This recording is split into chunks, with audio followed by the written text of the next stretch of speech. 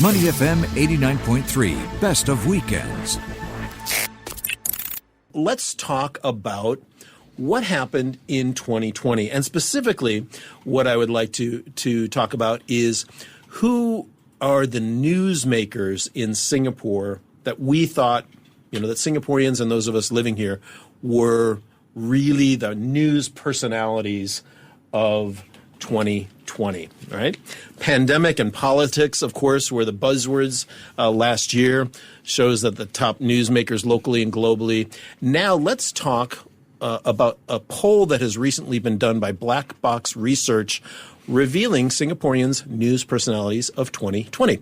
Joining us to talk about that, David Black, the CEO of Blackbox Research. David, good morning. Welcome to Weekend Mornings.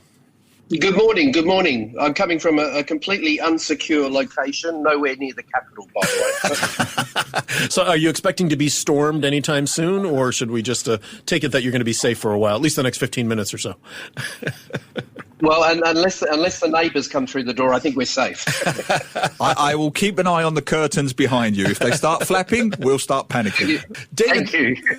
David, this idea that you guys at Blackbox Research decided to have a look at who the interesting personalities and the salient personalities were of 2020 among Singaporeans. Why did you come up with? Why did you want to know that? What was the genesis behind doing this research? Oh, I think we've been doing it for about 4 years now, so it's kind of like our little version of the local Oscars, if you know what I mean. And the reason I do it is we track everything going on in Singapore, as you guys know, every month, and we have a newsletter that goes out and we sort of try and keep people up to speed with what people are thinking about the issues of the day. So what I like to do at the end of the year is trying to do a retrospective, and obviously this year was interesting, so it's nice to have a look at through all the thousands of people who make the news every year, who actually sort of emerges and comes out on top. And it tells you a lot about what's on people's minds over the year and what sort of resonates and also what sticks, through all the different sort of, K-pop stars and everything else sort of going on, who eventually kind of sticks with people right at the end of the year. So that's the main reason. It really tells us a story, the narrative for the year that's just gone. So what does that narrative look like? Who are the big players that people here in Singapore thought were important in 2020? Well, you really outlined it at the start. There were only two really big things this year, the pandemic and our handling of that, and, of course, the general election. And I think in many ways the list reflects that. This year, after the last couple of years actually not being near the top of the list, the Prime Minister emerged as the news personality of the year, and I don't think it was that surprising, given that he was an ever-present figure through the pandemic on our screens, whether it was on social or TV, and also just his presence through the general election campaign, which proved to be a much tougher campaign than I think they had counted for, given the circumstances. And I think he emerged from that as with his reputation intact and a strong figure. But I think the other big story that really came through was the fact that in our top 5 personalities for the year, we had that kind of reflection of what we heard during the election campaign, that whole kind of argument about no blank check, the need for diversity. And I think what was surprising for us is 2 of the figures in the top 5 came from the Workers' Party. So at number 2 in our list this year for Singaporeans was Jamis Lim, and at number 4 was Pritam Singh. And they sandwiched, I think, Lawrence Wong at number 3, who's a new figure in our list. Obviously, Minister Wong was a huge character during COVID. Certainly during the early stages of COVID, where we saw him on our screens nearly every day. And so he sort of he emerged as well as a figure. But I think it's the fact that we had 2 Workers' Party figures in the top 5 really tells us a lot about probably how the landscape did shift a little this year in Singapore. It certainly does. And I live in Sengkang. I'm in the constituency that Jamis Lim represents. I think I've heard you mention that once or twice before. I may have done. Well, I'm a little bit disappointed I'm not on this list, to be honest, David. But we'll talk about that later. Jeez. But let me search. Quick, yeah. But no, the Jamis Lim thing is fascinating to me because, as I say, I heard that reaction when the announcement came through that the Workers' Party had won in Sengkang, and this roar went up across the housing estates of Sengkang. I'd never heard anything like it, to be honest, in 25 years of living in Singapore. And my comments at the time were, whatever side of the political spectrum you happen to be on, you have to acknowledge that there's something happening here. There's been a shift in thinking, in temperament, whatever. For whatever reason, James Lim, whether he was talking about the minimum wage, whether it was his discussions on economics, he really seemed to resonate across the political spectrum last year, didn't he? I think so. And, I think the surprising thing for me was when I had a look at the demographics. So essentially the Prime Minister's popularity as the key news personality won across all age groups with the exception of one age group. And it wasn't the young, funny enough. Jamis Lim turned out to be the number one personality for people over 50. Yeah. And I think the reason for that is that, if you've been around a while and you've seen a few elections and stuff, something fresh, something new, something different kind of resonates with you. And I think that's why he's become kind of, I dare say it because I'm one of them myself, the oldies champion. And so I think Jamis has really resonated with older residents, with older citizens, because I think he maybe offered something a little new, something they hadn't seen before. Certainly, going on television, taking on a minister, performing quite respectably. And he was just a fresh face, and a breath of fresh air, I guess. We're talking with David Black, CEO of Blackbox Research, about Singaporeans' news personalities of 2020. Of course, the Prime Minister came in a top slot. Jamis Lim also came in. Who else are we looking at in terms of maybe pop culture figures that were either domestic favorites or international favorites? And also, is there a difference between the types of media that you looked through, traditional media versus maybe newer online media, and what some of those preferences were according to media? Well, I think social media does make a huge difference. So number 5 on our list, for example, was Naz Daly. There's a character who wouldn't exist except for social media. Mm-hmm. And so you can see the increasing power of those platforms where a figure such as him can generate, so much popularity and interest, particularly amongst younger Singaporeans. In what groups, David? Sorry, Naz Daly, which groups did he particularly do well in? I'm just curious. Particularly amongst what we would call the Gen Zers, the under 25s. Enormously popular figure remains.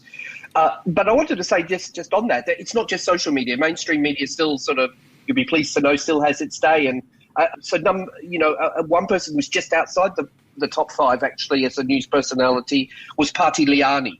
And so I think that was certainly a big mainstream story during the year. And in some ways, she was almost a transformational figure, in my view, insofar as that story, that court case, really kind of galvanized interest and the whole kind of conversation around the idea of social equity and things like that and representation, and much like Me Too did during 2019, where we had a lot of those conversations in and around what happened at NUS and things like that. This year, I think that particular case was one of those kind of just local community stories that really just elevated itself and became something which was part of the wider conversation. And I'm sure you guys and your stations talked about it endlessly over the last few months. But that was interesting to me as well, that Miss Liani was seen as a major news figure this year.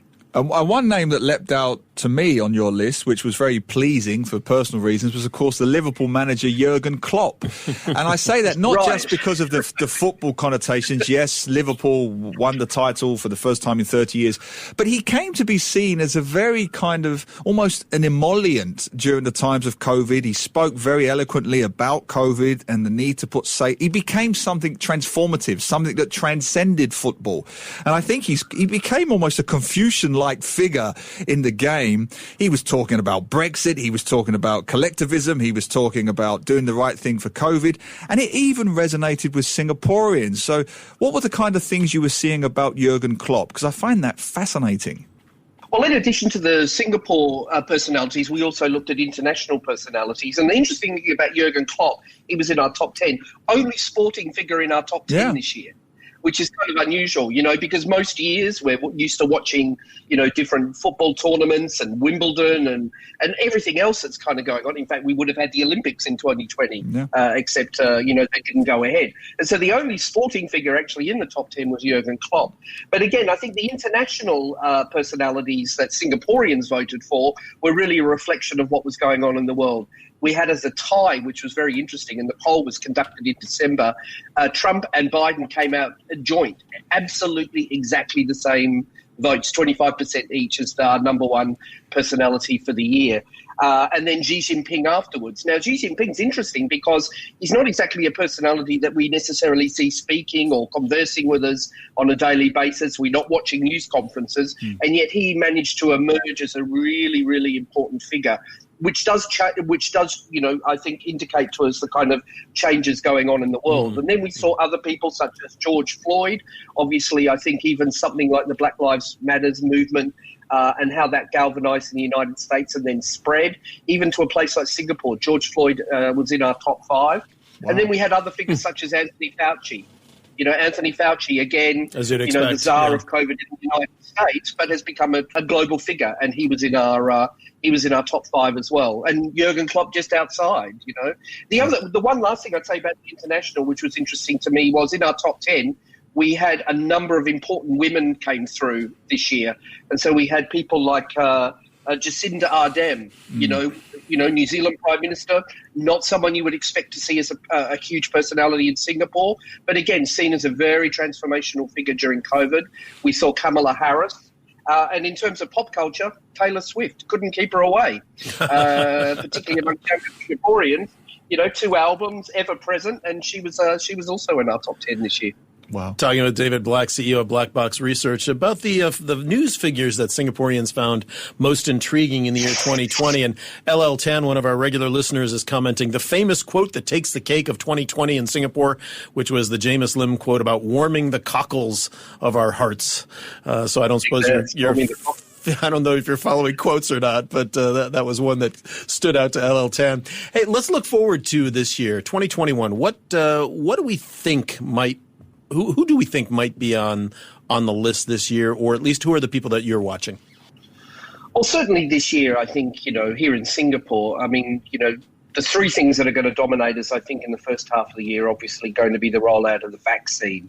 So I think, the senior political figures and the health figures who are involved in how that process actually goes.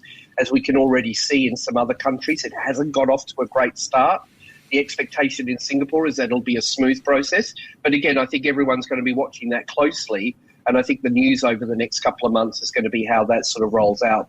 The second is obviously going to be the World Economic Forum, which is coming up, which is, a $1 billion advertising campaign for Singapore in the middle of the year. And I think, those figures coming to Singapore will dominate.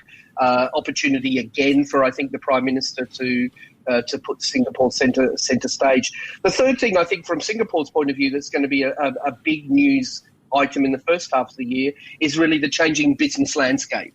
As we try and come out of COVID, I think we're going to be seeing that whole conversation around digital and what that's doing, how work from home evolves out of COVID into a post-COVID world, given that our research is showing 80% of those who are working from home want to continue working from home. So that's going to be a big thing. And we're also going to see issues such as office space, rentals. A lot of people sort of getting out of the CBD, people wanting to scale down, small size, what implications that's going to have for the economy as well. The other issue we see coming through in business as well, which hasn't gone away, is the environment. The environment is getting stronger and stronger as a business issue in Singapore. And then overseas, I think, US, China, whether that's going to be a retreat or a reset. So it'll be all eyes on that. And I think the other 2 things we're going to be watching is going to be the reckoning of the tech giants and what's going to happen both in the United States and now what's happening in China with respect to how these tech giants, whether it's Google, Facebook, Alibaba, how they're going to kind of emerge this year, because there's a lot more pressure on these guys than there's ever has been. And I think the third thing is the global streaming wars. I think by the middle of the year we'll be You know, it'll be like World Championship Wrestling with all of us trying to scratch our heads and work out what we're going to spend our money on in terms of streaming. So they're my crystal ball gazing. That's a lot. Is there anything left? Yeah. Well, I could sum all of that up in a single word: COVID. COVID will determine all of that. Because, I mean, just to go through your points very briefly, I mean, I suspect, crystal ball time, Lee Hsien Loong will go even further up the list because he's on the front page of the Straits Times today, getting the vaccine, of course. Right. I think as the vaccines are rolled out, then the party of government tends to take centre stage. So it'll be very, very interesting in 2021 to see the Workers' Party names that you mentioned there, the two names in the top 5, top 10, where they will feature, because I think the COVID vaccination, i.e. what's rolled out by the government, will take precedence, surely. Well, typically the year after a GE is usually a low energy year. You know, it typically is. But I think the difference this year is that COVID's still around.